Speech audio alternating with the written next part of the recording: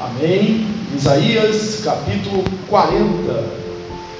Irmãos, podem permanecer assentados como estão, a leitura é um pouco extensa, mas seguindo a nossa metodologia, estamos a cada domingo meditando sobre um capítulo de Isaías. Nós vamos ler todo o capítulo.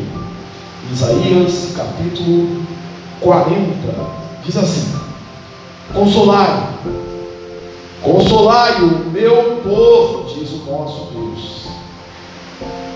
Falai ao coração de Jerusalém, bradai-lhe que já é fim do tempo da sua milícia, que a sua iniquidade está perdoada, e que já recebeu em dobro das mãos do Senhor por todos os seus pecados. Vós, o que clama no deserto, preparai o caminho do Senhor, endireitai no ermo vereda a nosso Deus. Todo vale será aterrado, e nivelado todos os montes e outeiros. O que é tortuoso será retificado, e os lugares escabrosos aplanados. A glória do Senhor se manifestará, e toda a carne haverá. Pois a boca do Senhor disse. Uma voz dizia: clama. E alguém pergunta: que hei de clamar? Toda a carne é erva, e toda a sua glória como a flor da erva. Seca-se a erva e caem as suas flores, soprando nela o hálito do Senhor. Na verdade, o povo é erva. Seca-se a erva e cai a sua flor, mas a palavra de Deus permanece eternamente. Tu, ó Sião, que anuncias boas novas, sobe ao monte alto. Tu que anuncia boas novas a Jerusalém, ergue a tua voz fortemente, levanta-te, não temas, e dize às cidades de Judá: eis aí está o vosso Deus. Eis que o Senhor Deus virá com poder, e o seu braço dominará. Eis que o seu galardão está com ele, e diante dele a sua recompensa. Como o pastor apacentará o seu rebanho, entre os seus braços recolherá os cordeirinhos e os levará no seio. As que amamentam ele guiará mansamente. Quem na concha de sua mão mediu as águas e temou a medida dos céus a palmos? Quem recolheu na terça parte de Nefa o pó da terra, e pesou os montes em romana, e os outeiros em balança de precisão? Quem guiou o Espírito do Senhor? Ou, como seu conselheiro, o ensinou? Com quem tomou ele conselho, para que lhe desse compreensão? Quem o instruiu na verdade? Quem o instruiu na vereda do juízo? Ele ensinou sabedoria, e lhe mostrou o caminho do entendimento. Eis que as nações são consideradas por ele como um pingo que cai de um balde, e como um grão de pó na balança. As ilhas são como pó fino que se levanta. Nem todo o Líbano basta para queimar, nem os seus animais para o holocausto. Todas as nações são perante ele como coisa que não é nada. Ele as considera menos do que nada, como um vácuo. Com quem compararei a Deus? Ou que coisa semelhante confrontareis comigo? O artífice funde a imagem, e o ourives a cobre de ouro, cadeias de prata forja para ela. O sacerdote idólatra escolhe madeira que não se corrompe e busca um artífice perito para assentar uma imagem esculpida que não oscila. Acaso não sabeis? Porventura não ouvis? Não vos tem sido anunciado desde o princípio? Ou não atentaste os fundamentos da terra? Ele é o que está sentado sobre a redondeza da terra, cujos moradores são como gafanhotos. É ele quem estende os céus como cortina e os desenrola como tenda para neles habitar. É ele quem reduz a nada os príncipes e torna em nulidade os juízes da terra. Mal foram plantados e semeados, mal se arraigou na terra o seu tronco, e já seca quando um sopro passa por eles e uma tempestade os leva como palha. A quem, pois, me comparareis, para que eu seja igual? Diz o Santo. Levantai ao alto os olhos e vede quem criou essas coisas.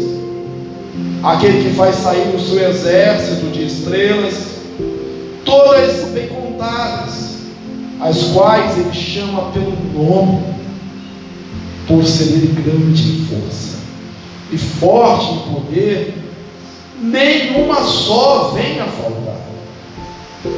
Porque, pois, dizeis, ó Jacó, e falas, ó Israel, o meu caminho está encoberto ao Senhor, e o meu direito passa despercebido ao meu Deus. Não sabes, não ouviste, que o eterno Deus, o Senhor, o Criador dos fins da terra, nem se cansa, nem se fatiga, não se pode esquadrinhar o seu entendimento, faz forte o cansado e multiplica as forças ao que não tem nenhum vigor. Os jovens se cansam e se fatigam, e os moços de exaustos caem. Mas o que esperam no Senhor renovam as suas forças, sobem com asas como águia, correm e não se cansam, caminham e não se fatigam. Amém? Não sabeis, não ouviste? Acaso você não sabe o poder da glória de Deus? Acaso você não sabe? Você não conhece? Às vezes não conhecemos, irmãos, não entendemos quem Deus é, a grandeza de Deus, e por conseguinte também não entendemos quem nós somos. Para falar quem Ele é, a sua grandeza, ele começa, ele fala aqui no texto, ele faz algumas perguntas, todas elas perguntas retóricas. Quem considera as nações como uma gota de água que cai de um balde? Quem mede nas palmas das suas mãos, as conchas das suas mãos, assim ele falou lá para Jó, as águas dos mares? Quem pesou os montes em balança de precisão? Quem faz sair os seus exércitos de estrelas, e porque Ele é grande, poder, forte, majestade, não tem nenhuma delas a faltar? Quem considera como nada os reis da terra, os príncipes das nações? Quem faz nulo, sem direito, sem validade, os juízes da terra? Quem? E a resposta, a nossa resposta, a resposta do coração piedoso, aquele que crê em Deus, diz: é o Senhor, é o Senhor. Essas perguntas são retóricas, e às vezes nós não conhecemos Deus, o nosso Deus, a sua grandeza, o seu poder. Recitamos o credo: creio em Deus Pai Todo-Poderoso, Criador dos céus e da terra. Ele conhece, Ele criou, Ele tem todas as coisas em suas mãos. E Jesus, o Verbo de Deus, o Filho de Deus, o Verbo encarnado, segundo o texto de Hebreus 1:3, Ele é o resplendor da glória, a expressão exata do seu ser. E por não conhecermos a Deus, que a Bíblia fala que o povo que conhece o seu Deus se torna forte, ativo, às vezes não conhecemos, não sabemos quem nós somos também. E aqui ele nos compara com uma águia. Com uma águia. Ele diz que aqueles que esperam no Senhor, e eu e você somos aqueles que esperam no Senhor, aqueles que confiam no Senhor, aqueles que esperam no Senhor voam como uma águia. Correm e não se cansam, caminham e não se fatigam. A gente pode usar isso aqui de uma forma mais pessoal. Eu te convido a ler comigo esse texto, do versículo 29 em diante. Faz forte o cansado, multiplica as forças ao que não tem nenhum vigor. Quando pregamos sobre Isaías 35, nós lembramos disso. Dizei aos desalentados do meu povo: sede forte, eis aí o nosso Deus, a sua vingança vem, nosso Deus vem. Fortalecei as mãos decaídas, os joelhos trópicos, fazei caminhos retos para os pés, para que não se desvie o que é manco, antes seja curado. Aquele que está cansado, aquele que está fraco, aquele que não tem nenhum vigor, Deus multiplica as forças. Deus é o único que multiplica o que não é nada. Todo número multiplicado por zero é zero, mas Deus pega aquilo que não é nada, força nenhuma, e Deus multiplica, Deus renova. E aí, como eu estava dizendo, nós podemos dizer assim: olha, nós esperamos no Senhor, não é isso? Então, os jovens se cansam, se fatigam, os moços de exaustos caem. Mas você pode ler comigo aqui: mas eu, põe para o pessoal, vamos ler juntos? Mas eu espero no Senhor, eu renovo as minhas forças, eu subo com asas como águia, eu corro e não me canso, eu caminho e não me fatigo. Mas não é por causa da minha força, não é por causa do meu mérito, não é por causa da minha juventude, é porque eu espero no Senhor. Teólogo Leonardo Boff, ele conta uma história interessante que vocês devem já ter ouvido alguma vez, da águia e da galinha. Essa história diz que, uma metáfora, ele diz que um agricultor, ele andando, ele viu uma águia, um filhote de águia, caindo de uma alta árvore, de um ninho muito alto. Ele, com pena daquele filhote de águia, ele pegou aquele filhote, levou para a sua fazenda e colocou no seu galinheiro. E o filhote de águia foi criado ali no galinheiro e foi aprendendo com quem? As galinhas. E se escava como galinha, vivia como galinha, e foi crescendo ali, apesar das envergaduras das suas asas, apesar dos seus olhos, a frente de predador, foi crescendo como uma galinha. E na história aparece um naturalista naquela fazenda, visitando aquele lugar, e se espanta ao ver no galinheiro do agricultor uma águia. E ele diz para o agricultor: Aquilo é uma águia. E o agricultor retruca dizendo: aquilo foi uma águia. Era uma águia. Mas ela foi criada como galinha. Ela cresceu como galinha. Olha, ela come como galinha. Ela é uma galinha. O naturalista disse: não, ela é uma águia. Ela tem o DNA de águia, ela tem a constituição de águia, ela é uma águia. Não é, não. É uma galinha. E o ambientalista pediu para fazer um teste. Ele pegou aquela águia, botou no seu braço e disse: voa águia, voa águia. E a águia olhou para o chão, pulou para o chão e começou a ciscar o chão. E aí o agricultor disse: eu te disse, é uma galinha. E o ambientalista não, o naturalista não desistiu, continuou. Um dia, outro dia, voa águia, e nada da águia fora.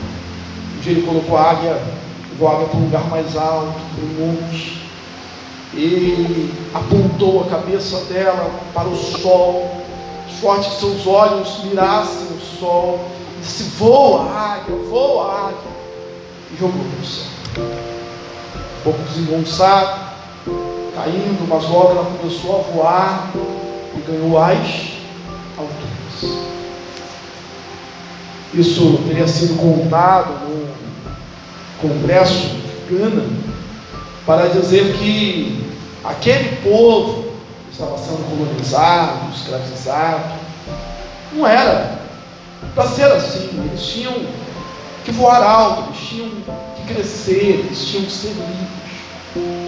E às vezes é um poder público, mas é um mundo, um diabo, quer que a gente viva ciscando o chão, quer que a gente viva comendo aquilo que está na terra, porcarias.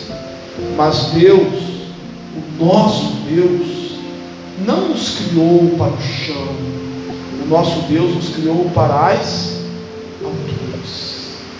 E nessa perspectiva de quem Deus é e de quem nós somos, eu quero meditar, eu quero extrair aqui, não desses últimos versículos apenas, mas de todo o capítulo 40, aquilo que o texto nos diz.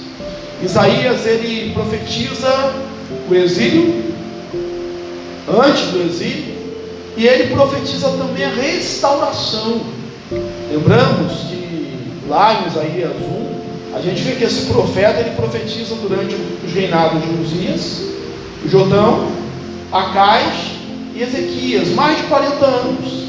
E aí alguns eruditos liberais dizem que não, são 3 Isaías, porque um Isaías falou antes do exílio, outro falou depois do exílio, e nós entendemos, alguns entendem, eu caminho com eles, que é o mesmo profeta, mas profetizando o castigo e profetizando a restauração. E é isso que ele faz, é isso que acontece a partir do capítulo 35, né, um momento de restauração. E aqui ele diz: olha, diz para o meu povo, consolai o meu povo. Em 586, foi a última, 586, outros dizem 587, foi a última leva do exílio babilônico. O povo foi desterrado por Nabucodonosor, isso aconteceu de fato, mas Isaías está profetizando aqui para 1,5 século depois ainda, e 70 anos depois o povo volta, conforme a promessa de Deus. Ele diz: consolai o meu povo. Já é vindo o tempo do seu castigo, do seu sofrimento. E como nós, como igreja, como povo de Deus, que sabemos quem Deus é o Pai, que disciplina a todos que ama. Não é isso que nós lemos? Deus disciplina a todos quanto ama, como o Pai ao Filho a quem quer bem. Então Deus não manda o seu povo para o exílio para a destruição, mas para a correção, para a mudança. E depois disso ele diz: consolai o meu povo, consolai o meu povo. E nós às vezes somos assim como pais, não é isso? Nós damos o castigo e depois diz: olha, o tempo do castigo acabou, O texto diz isso. Diz que o tempo do castigo acabou, que já recebeu em dobro do Senhor. Não é que Deus tenha sido injusto, pagado em dobro. Aqui é uma expressão linguística. Ele está dizendo que acabou o tempo. O castigo já acabou. Eu sou pai, você talvez seja pai. E quando a gente dá castigo para a criança, a gente diz o tempo que vai acabar, não é? E os meus filhos foram dizer assim: já acabou? Quanto tempo falta? E quando acaba, é uma festa. E a gente abraça, a gente ensina assim, dá beijo, a gente dá carinho também. E a expressão aqui, consolai meu povo.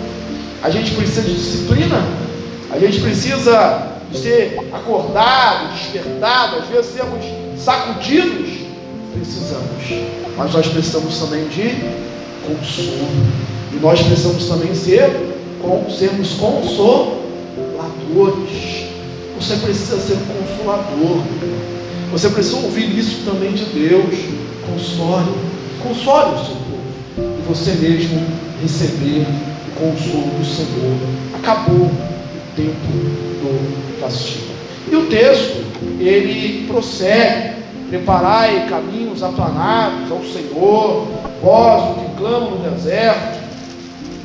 Preparai caminho ao Senhor, fazei vereda ao nosso Deus. É uma alusão a João Batista, e a gente viu tantas vezes aqui que Deus, ele transforma realidades. O deserto em mananciais, o lugar cheio de acidentes em um lugar aplanado. Deus faz uma vereda plana para o seu povo. E aí o texto continua dizendo: olha, clama, eis aí o nosso Deus. Essa expressão, eis aí o nosso Deus, é para dizer: olha Deus aí, Deus está aí, Deus está presente.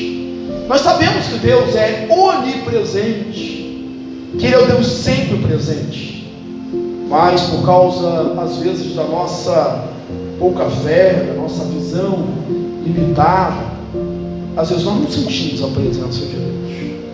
Às vezes nós dizemos, ou ouvimos, como o salmista: o teu Deus onde está? Aqui no próprio texto, Isaías 40, a gente ouve: olha, será que estou oculto diante de Deus? As minhas veredas e os caminhos estão ocultos diante de Deus? Não é que Deus não está vendo os meus erros, os meus pecados, é que Deus não está vendo a minha aflição. Será? Não, Deus está aí, Deus está presente, Deus está atuando, Deus te ama, Deus te conforta, Deus te consola, Deus tem um propósito, Deus não é pego de surpresa, Deus, Ele está presente.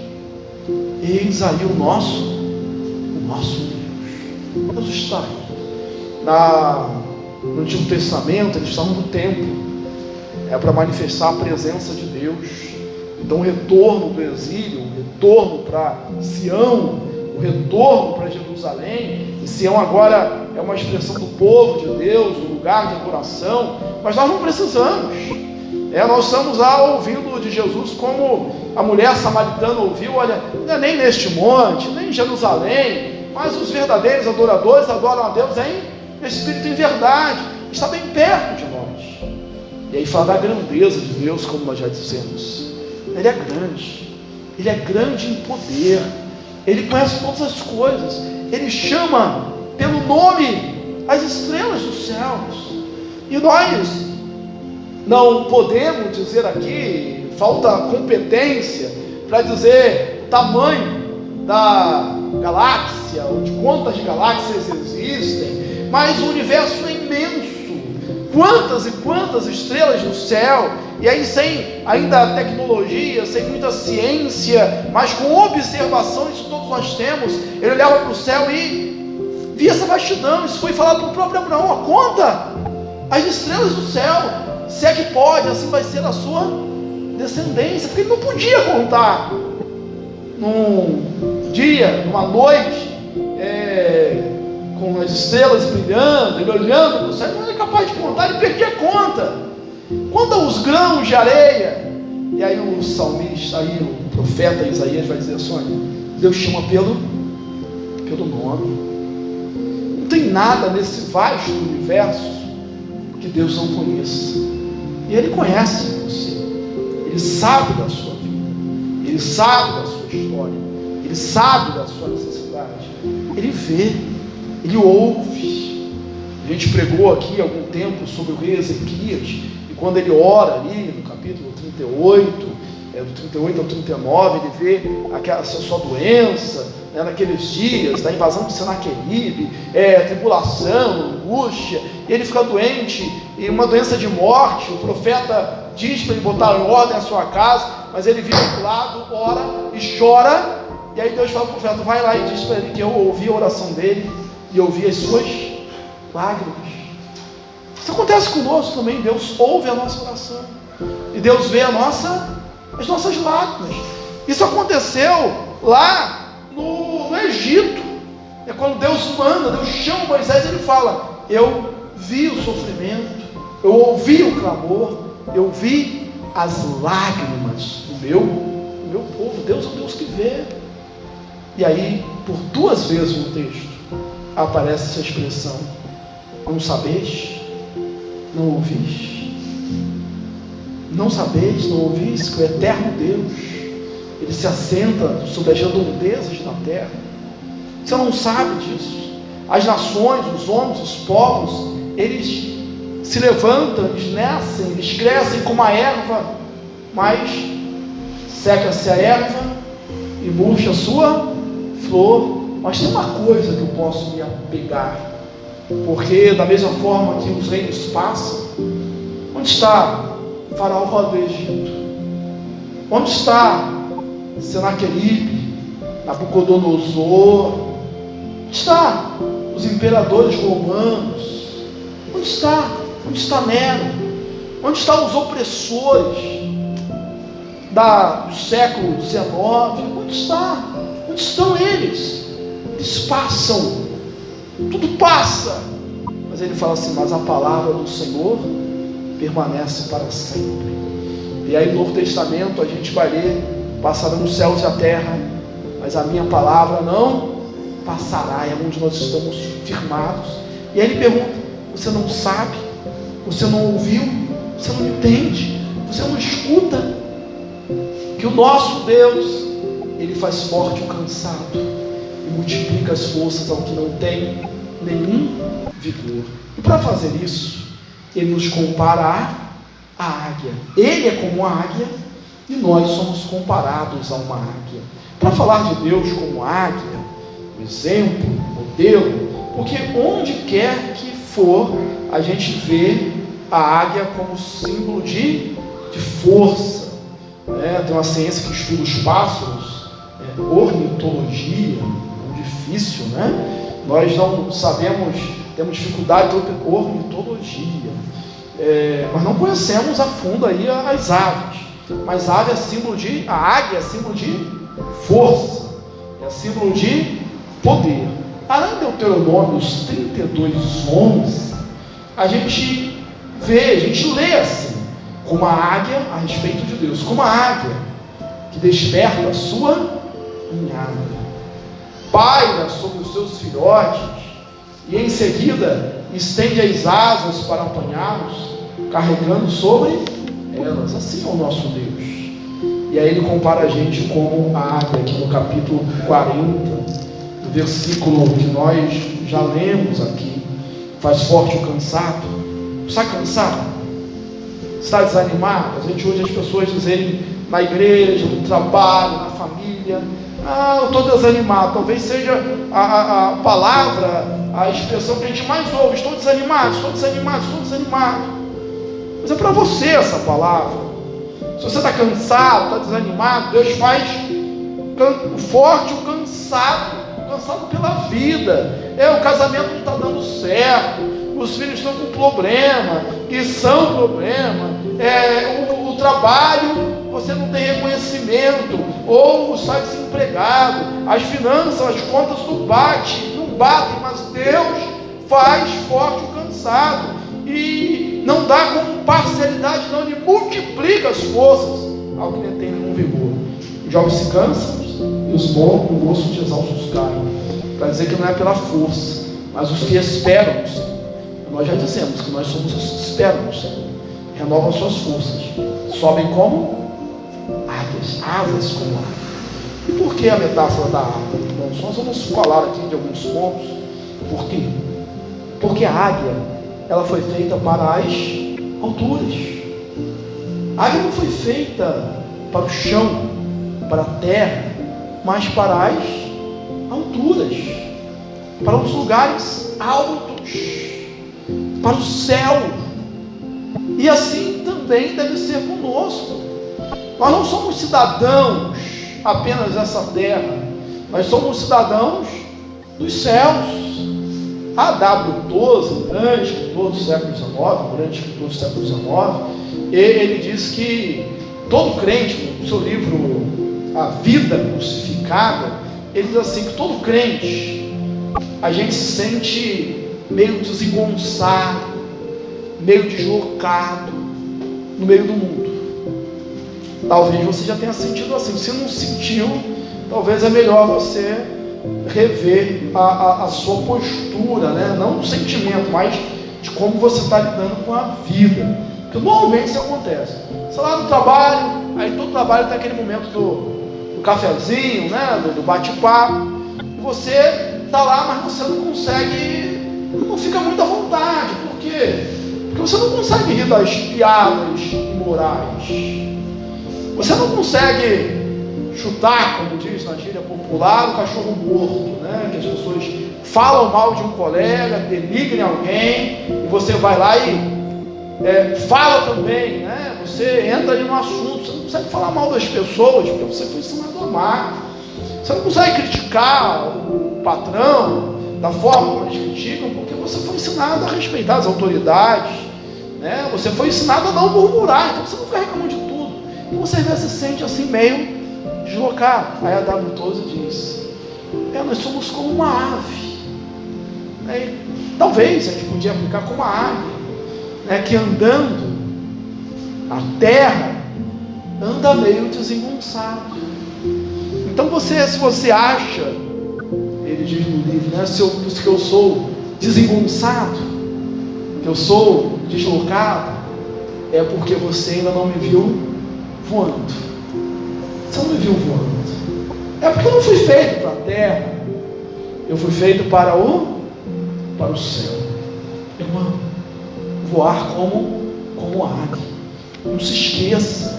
Eu repito essa frase que aparece 2 vezes. Você não sabe, não sabeis. Você não sabe que você foi feito para os céus, que você foi feito para as alturas. Segundo lugar, a águia, ela enfrenta as tempestades. Ela não foge das tempestades.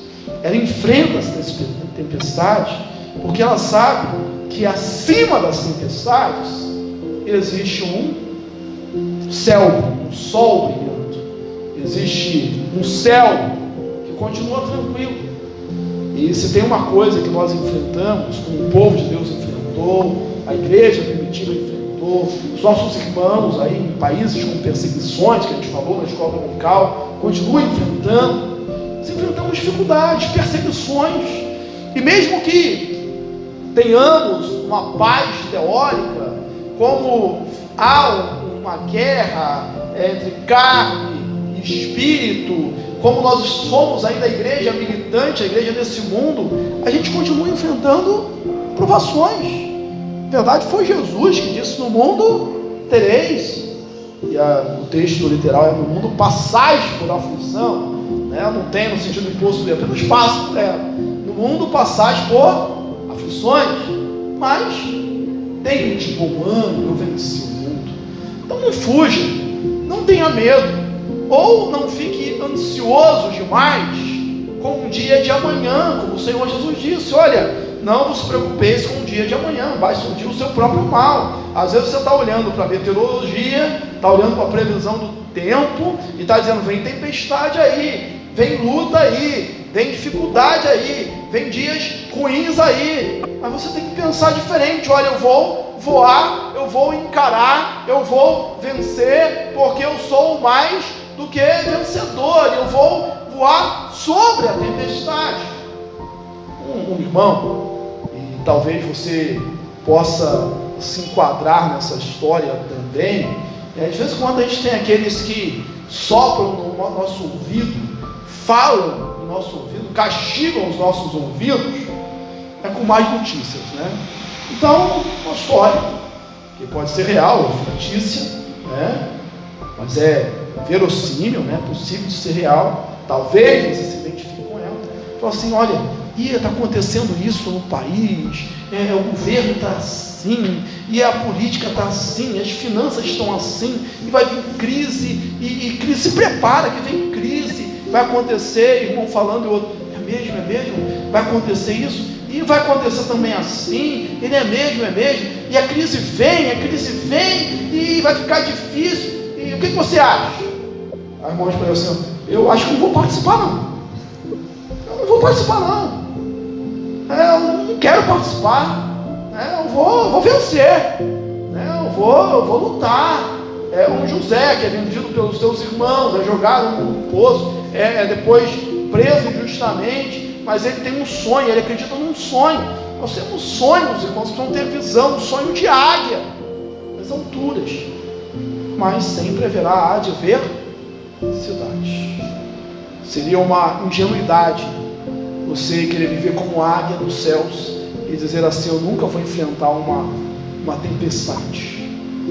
Há uma frase, não lembro o autor, mas que diz assim, que os marinheiros, os verdadeiros marinheiros, são forjados nas tempestades. Navegar no remanso é tranquilo, né? Você vai provar a veracidade, o caráter, o brilho do marinheiro é na tempestade. Então as alturas, nós somos feitos para as alturas, nós somos feitos para enfrentar as tempestades e vencê-las. E a águia, ela faz o seu ninho no lugar alto. O texto que a gente usou aqui para referenciar Deus, em Deuteronômio 32:11, fala isso. Ela faz alto o seu ninho. Por que ela faz alto o seu ninho? Ela é predadora, não é? Mas ela não quer que o seu filhote seja preso. Ela faz o seu ninho no lugar alto. E aí eu abro um parênteses para a gente falar sobre família, sobre os nossos filhos, sobre as nossas crianças, que são assediadas pelo mundo. Nós precisamos colocar o nosso ninho em lugar alto. Nós precisamos ser ferozes. Nós precisamos ser como águias. Nós precisamos ser como normalmente são os animais, protegendo ali os seus filhotes, né? Aquele animal que é manso, mas se ele está com um filhote e você o dono, não mexe não, porque é estranho, né? Se em outra ocasião podia mexer, mas com a cria não mexe não, porque é estranho. A gente precisa ter coragem para defender os nossos filhos dessa geração ruim, dessa geração má, né? Colocar o nosso ninho em lugar alto. A nossa habitação tem que ser em lugar alto. Eu acabo me lembrei agora, Mateus 7, quando fala-se dos dois fundamentos. Quando ele diz, olha, comparei aquele que ouve a palavra e pratica, e aquele que ouve e não pratica. Aquele que ouve a palavra e pratica é comparado a um homem que foi e edificou a sua casa sobre uma rocha.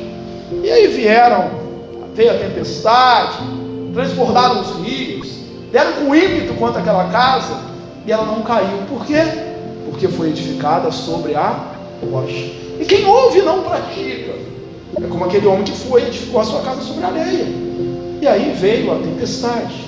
E eu poderia acrescentar a mesma tempestade, os mesmos rios, o mesmo vento, a mesma força, a mesma intensidade. E ela caiu. Foi grande a sua ruína. Qual a diferença, irmãos? A diferença não é a tempestade. A diferença é onde está estabilizada, fincada a nossa vida. Se a gente está na rocha que é Jesus, a nossa vida está firme. Se o nosso ninho está em lugar alto, né? Se a gente está, como diz Hebreus, a nossa fé como âncora da alma. A âncora, ela vai para baixo, né? Para o chão, fundo do mar. A gente pode dizer que a nossa âncora, para não mover o navio na superfície, a nossa âncora é o contrário, ela conta a gravidade, né? A gente joga, ela vai para o céu, está ancorada lá no céu, né? E aí não importa a tempestade que eu tenho aqui na terra, eu estou ancorado lá, tenho meu ninho num lugar alto. E o texto do profeta Isaías fala muito de renovação, isso, de restauração, de transformação. A águia, ela se renova, segundo essa ciência que eu já citei, a águia ela vive cerca de 70 a 80 anos, mas para chegar nesse ponto, ela quando chega aos 40 anos, ela tem que passar por uma transformação, por uma renovação, e aí dizem que ela vai para um lugar alto, e começa a tirar, né, a se autoflagelar, porque as suas garras cresceram. Imagina 40 anos sem cortar unha, né? As garras cresceram, fez a volta, né? Quando eu era criança tinha um senhor que eu não lembro, morava perto lá de casa, que ele tinha para crescer e fazer essa volta, né? Aí não dava mais para pegar presa. O bico cresceu durante 40 anos, e aí foi envergando, ficando como 2 anzóis. Não dava mais para ela pegar e destroçar a presa. As suas penas estavam velhas, e ela sobe para seu lugar de retiro, e às vezes a gente precisa se retirar. Esse retiro pode ser nosso quarto, e aí ela começa a arrancar as suas penas, todas as penas. Você deve imaginar, isso dói, né? Isso dói, mas se ela quiser continuar vivendo, ela tem que tirar essas penas. E aí ela, com o bico, ela corta as suas garras. Dói, mas ela tem que fazer, porque senão ela não sobrevive. E depois diz que ela bate o bico na rocha até que ele caia. E aí passa um longo período até que tudo se regenere, nasça de novo. E a águia está nova, está pronta para mais 40 anos. A gente precisa se renovar, rejuvenescer, né? Bom, né? Tirar as rugas. Ainda bem que naquele dia o Senhor Jesus vai nos apresentar como noiva, sem mácula, sem mancha e sem ruga, né? Sem imperfeição nenhuma. Mas a gente precisa se renovar, a gente precisa dia a dia se renovar, para ficarmos fortes, para estarmos prontos para a vida. Afinal de contas, quem está em Cristo é nova criatura. As coisas antigas já passaram, e eis que tudo se fez novo. Você está cansado? Você está desanimado?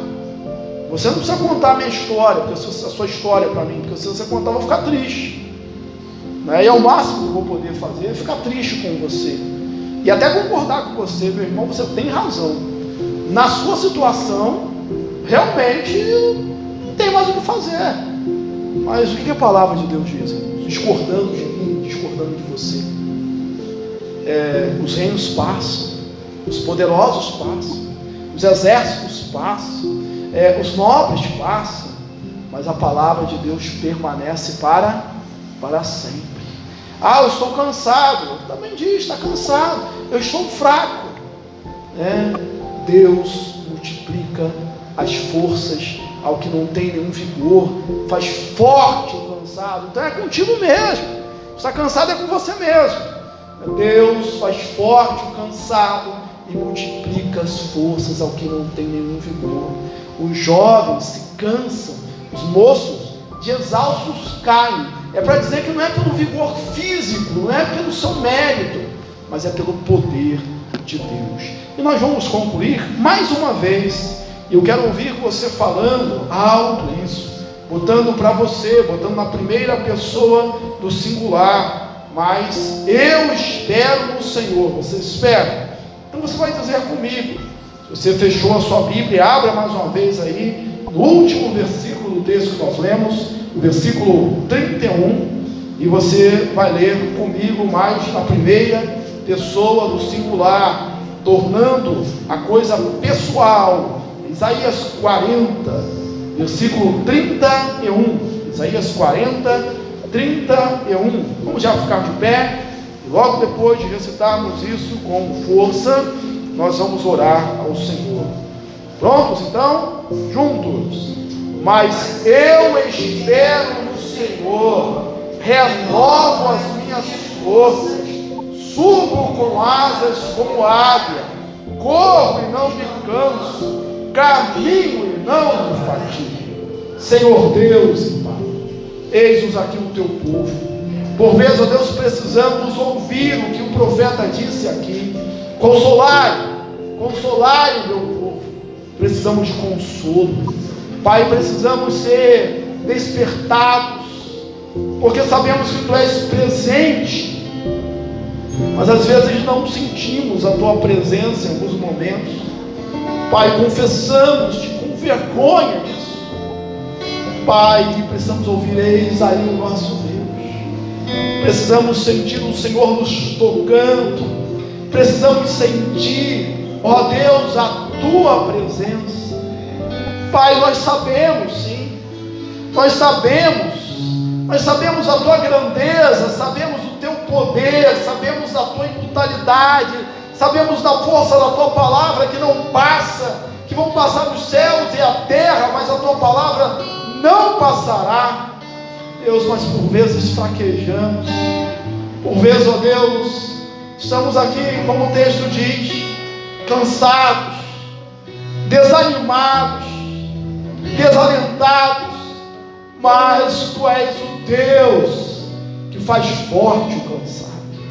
Deus, faz-nos fortes, renova a nossa mocidade, Pai, renova o nosso vigor, rejuvenesce-nos, ó Pai, revitaliza-nos, restaura-nos, multiplica as nossas forças, e assim dá glória ao teu nome.